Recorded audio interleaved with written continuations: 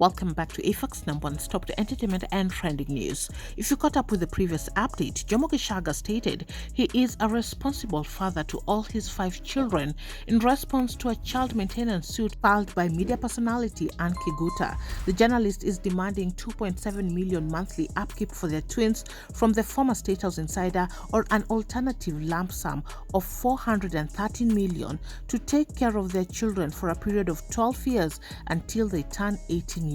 But in reply to Kiguta's suit, Jomo Gecaga has told the court that the amount demanded by Kiguta is way above what he currently earns. Now, in this video, we want to dive in what he does for his children. Remember, it was alleged that his children had stopped going to school because he was not paying school fees. They were kicked out of their house. But according to Jomo Gecaga, they were not kicked out because of lack of rent.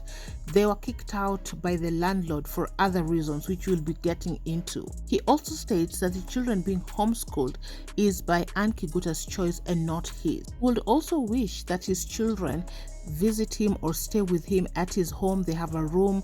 He also states that the children's siblings are close in age, so they would play together. So he wants all his children to have a bond. And in one of the WhatsApp conversations, he feels somehow bad that his children did not wish him a happy birthday. He does not blame the children, but he would have wished a happy birthday message from his children because Kiguta would have suggested that to them. That is the kind of relationship and bond that he would want to have with his children. He recently welcomed a baby boy with his current partner, that is Lola Hannigan. What we are getting to hear is that he has never lived in one house with Kiguta. They were never a family. And according to his replying affidavit, he states that on or about September 2015, I met the plaintiff and had a brief sexual relationship with her, and in early 2016, she informed me that she was pregnant. The conception of the children was unplanned for and a surprise to me. However, I accepted the paternity of my twins and have since their birth provided for them to the best of my ability. I confirm that I have never been intimate with the plaintiff since the conception of the children. Continues that I did not have a 5-year romantic relationship with the plaintiff as alleged or at all, and confirm that I have never lived in the same home with the plaintiff, nor have I had any lasting relationship with her other than that of being parents to the twins. Now, when it comes to Kiguta's daughter, he does put out that he does not have parental responsibility over her child. He states that indeed, as admitted by the plaintiff, by the time we met, she already had a 5-year-old daughter from a previous relationship. To date, I am not certain about the identity of the said child's father or whether or not he participates in the parenting and maintenance of his daughter. I confirm that I have never acquired parental responsibility over the plaintiff's first daughter. Now, according to Kiguta, they were forced to move out because Jomo Gecaga was not paying rent. Now, I want us to listen to what Jomo Gecaga is saying. I wish to put things into context as follows: that while the plaintiff was living in the house at Runda, she was rude and non-cooperative with the landlord. She would deny entry to the landlord to make necessary repairs to the house, causing dilapidation and disrepair in the house and compound. Eventually, the landlord sent a notice to vacate the premises sometime in February 2021. That through financial assistance from my father, I was able to find another conducive home for my 2 children in the Muthaiga area, and naturally, the plaintiff and her firstborn daughter live in there too. Continues that the said home is a 3-bedroomed villa in a secure, high-walled community. It has a sitting room, dining room, kitchen, laundry, bathroom facilities, and informal family areas. The home is within the Muthaiga diplomatic zone and is an extremely safe and convenient location with regard to the reasonable and suitable needs of the 2 children. That the Muthaiga house has a swimming pool, entertainment facilities, recreational areas within the compound with trees, bushes, flower beds for the enjoyment of the residents, who include he names the 2 children. That they stayed home is a stone throw away from Gertrude's Garden Children's Hospital. The home is also within walking distance from there. I will withhold the name of the school where the twins attend. It is within easy access of the Muthaiga shopping mall and the Muthaiga mini market. That I confirm that I live on the same road, which is less than 1 kilometer from the house that I have provided for the plaintiff and my 2 children, and am therefore readily available for my twins at any time. Jomo Gecaga continues that the plaintiff does not contribute any finances towards the accommodation of the children. I confirm that with the assistance from my father, I ensure that the housekeeper, the security guards, the utilities of the house are paid for, or that the house in Muthaiga cannot be described as small by any stretch of imagination.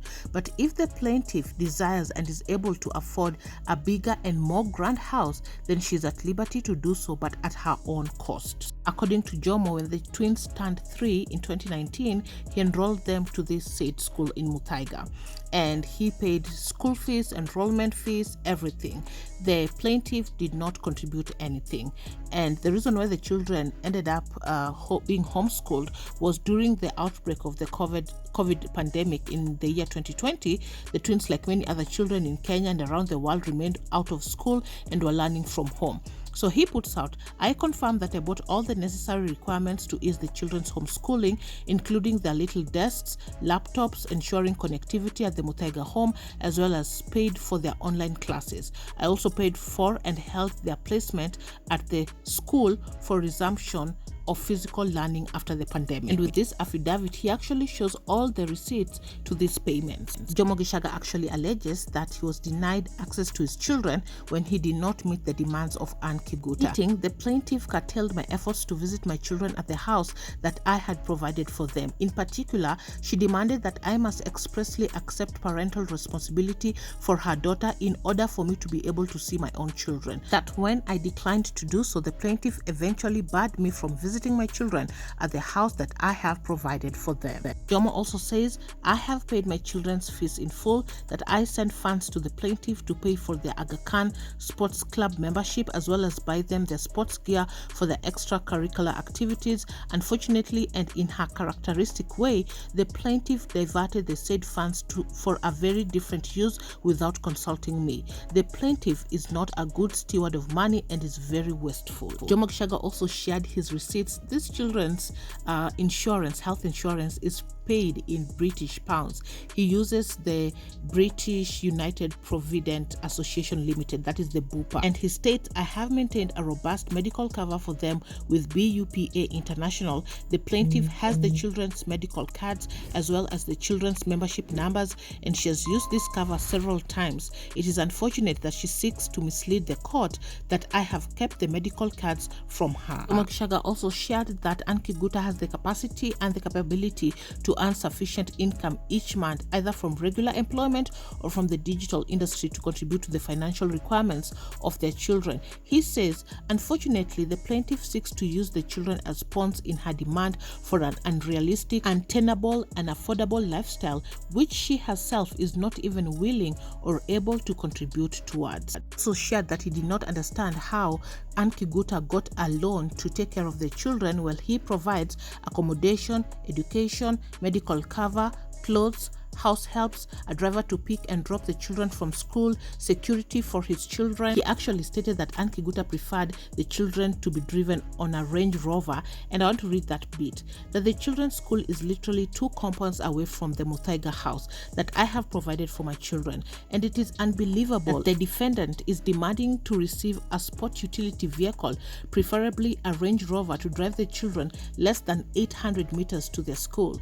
I have provided a driver who picks and drops the children to and from school every day. In any event, the plaintiff herself owns a motor vehicle. She is simply being manipulative and unrealistic. Jomo Gecaga also states that the fact that his father always wants to do things for his grandchildren, it is important for him to also be able to provide for his children within his means. So he puts out, I am a father of 5 children and I ensure that I take care of all of them to the best of my ability and within my means, based on my civil service salary. I cannot rely on the goodwill of my father at every time. The plaintiff's demands are well beyond my reach and capability. My children are not lacking for anything, and her demands are not brought in the interest of the children. He also noted that Aunt Kiguta's demands should not be condoned, stating that it is of great concern that the plaintiff is unable to take good care of the children when she states that they are experiencing untold emotional suffering, ridicule, and embarrassment due to not being able to live the delusional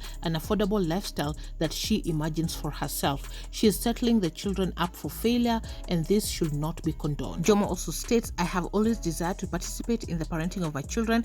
I currently live with my partner and our 2 children in the Muthaiga area, quite near the plaintiff and the twins. I am ready, able, willing, and available to take care of my 2 children and take them into my custody and raise them in my home together with their other siblings. He states that the twins have a loving bond with their 2 siblings with whom I live with. They are close in age and they bond and play together very well. They are also in the same school with one of their siblings. They have bedrooms and other facilities and amenities in my home and will be adequately cared for in my home. As admitted by the plaintiff, I was able to access my children 2 times in the month of May 2023. However, she has again blocked communication with me and I'm once more unable to access my children even on their very special days, example birthdays. The plaintiff knows how deeply I care about my children and she constantly manipulates me and uses the children as pawns to get her way. This is highly detrimental to the children who know me and have a strong bond with me, but have to be contented with being kept away from me each time their mother's exorbitant demands are not met. Now, Jomo Gecaga came with his receipts.